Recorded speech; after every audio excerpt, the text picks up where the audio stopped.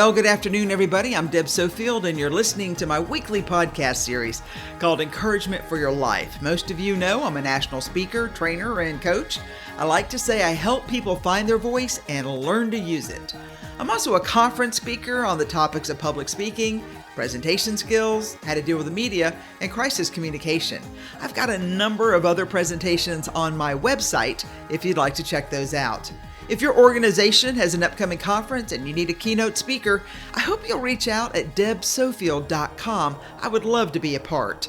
I've got a number of great books on the market. My best-selling book, Speak Without Fear. My book, Perfecting Your Platform. Both of those are on Amazon and Audible if you like to listen to books. And my series, Encouragement for Your Life, which is a compilation of these podcasts, they're available on Amazon, volumes 1 through 3.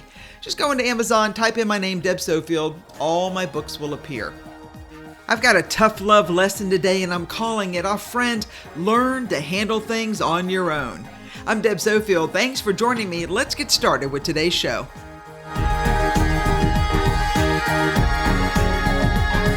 So I've entitled the talk today, Hey, people aren't always going to be there for you. And that's why you need to learn to handle things on your own. You know what I think one of the hardest things in life is? It's when you have to do things on your own. Now listen, I tend to work alone. It's the nature of my business, but sometimes I like to work with others. I just like to hear what they think, or I like to see the process of working together to accomplish a goal come to realization. I also like the camaraderie that happens when you put good people together and you make great stuff. If you can find your tribe and make good things happen for yourself or others, more power to you. Friend, I think you're blessed. But for most of us, unfortunately, people aren't always going to be there for us. And that's why my message today is you and I need to learn to handle things on our own. I saw that phrase a while back, and I just thought it was a good reminder that sometimes, instead of waiting for someone to help me, I've just got to pick up the tools and get to work. And friend, you do also. Some of you are waiting for others to help you get going on projects and dreams and memories, but they haven't come through, so you're still waiting. And my question is this: how long will you wait? And why are you giving your power to someone else when you could go ahead and get the job, project, dream fulfilled with your own effort? Some listening today, I'm thinking you might want to reevaluate the relationship with a friend who's not doing their part. And if it's something you really want to do, hey, go ahead, get started.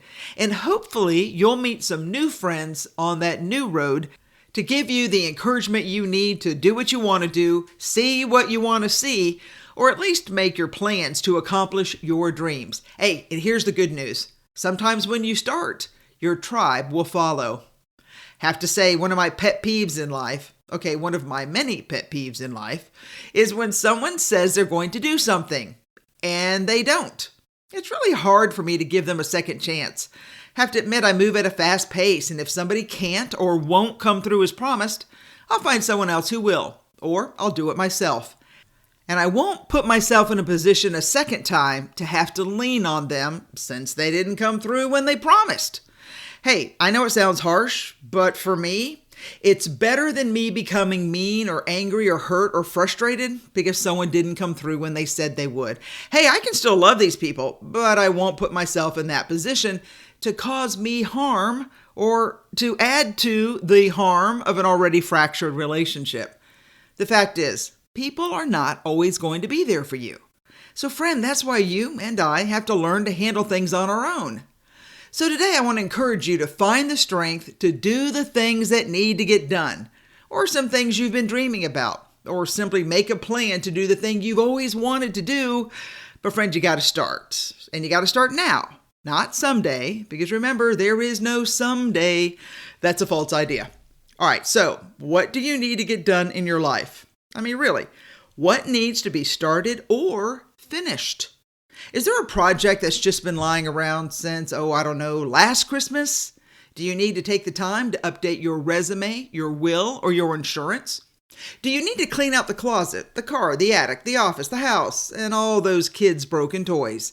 What is the project that hangs over you that frankly has caused you to stop when, with a little effort, you can pick it back up again and finish the job and be done and feel that sense of accomplishment?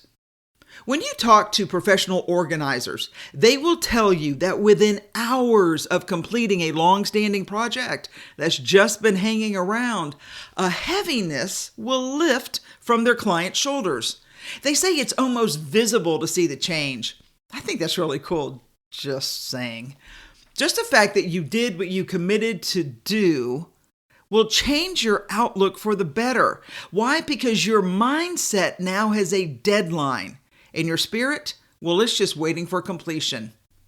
Those of you who know me know I am all about cleaning stuff up and out from the attic, garage, closet, and office. Why? Because I have found when you're not weighed down with stuff or junk or dirt or mess, you will create space for something new, better, brighter, cleaner.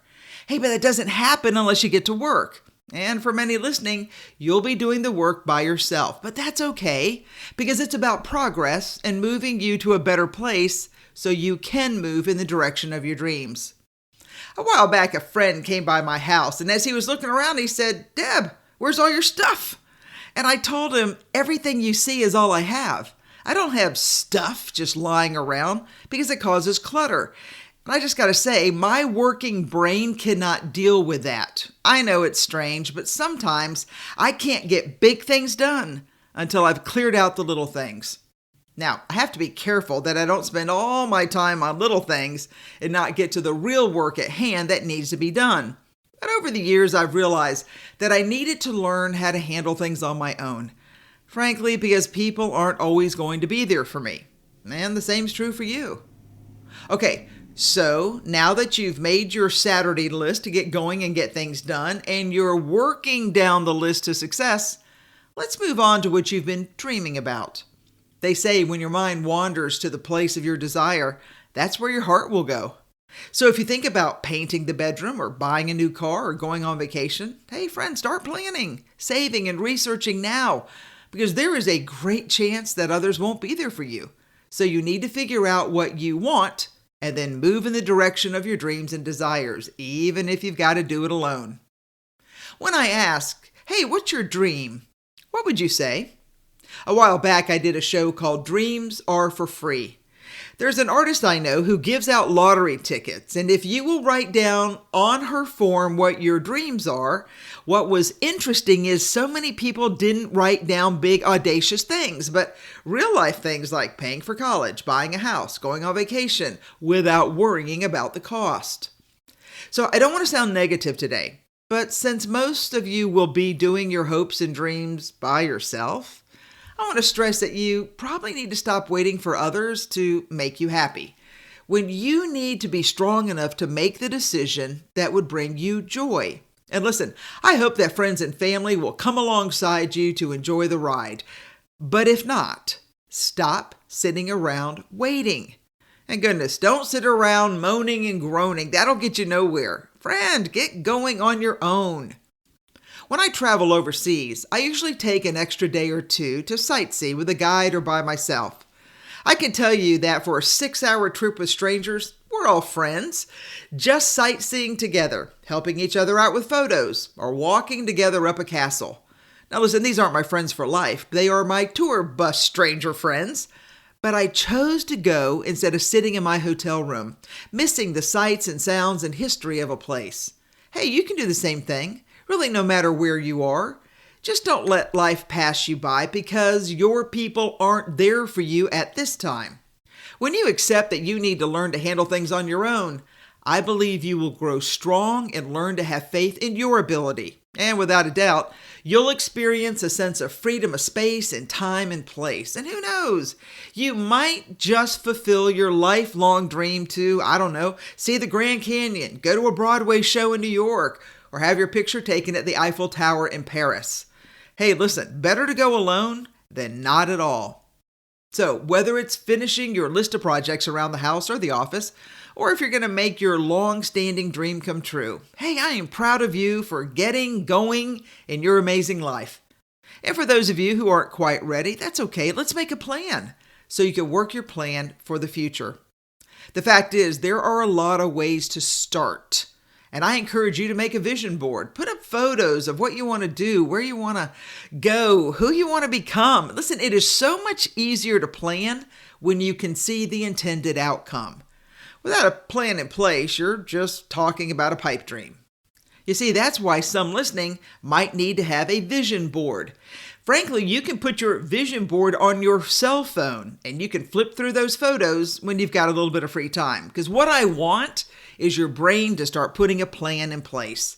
And if you're not comfortable sharing your dream right now, hey, listen, just put it aside, but not for too long. So what I am thinking, if you actually have a vision board, put it in your closet. So every day when you open that door, you're reminded of where you're going one day. And then go online, set the alert for airfares or ticket discounts or whatever you need to get the job done. Listen, it's important that you understand the cost, but it's more important that you start setting aside a little bit of money weekly to accomplish your dream. Friend, even if you have to start small, over time with your work and your vision, hey, it very well may come true. And I think that would be great.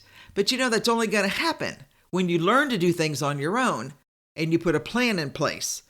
Because unfortunately, just the way life is, people, well, they're not always going to be there for you. I know, tough love.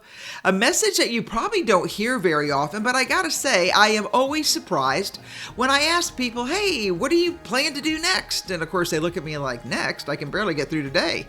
But the fact is, I believe some listening, you could start that plan. And I want you to do so because I want you to have a rock star amazing life. When all is said and done, the memories that you carry with you will last a lifetime, all the way to the end. So friend, I hope you'll join me next week. Let's continue this journey together as we work towards your list of amazing things to do. And of course, for a better day. And remember, Deb doesn't care what the world says about you. I want you to know I care about you, and I care about you because I believe you can do big things. And even if it's something as, in a sense, simple as learning to handle things on your own, you can do it. And here's my promise. I will walk alongside you as we follow your dream to great success. All right, thanks for joining me. I hope you'll join me next week. Take care, everybody.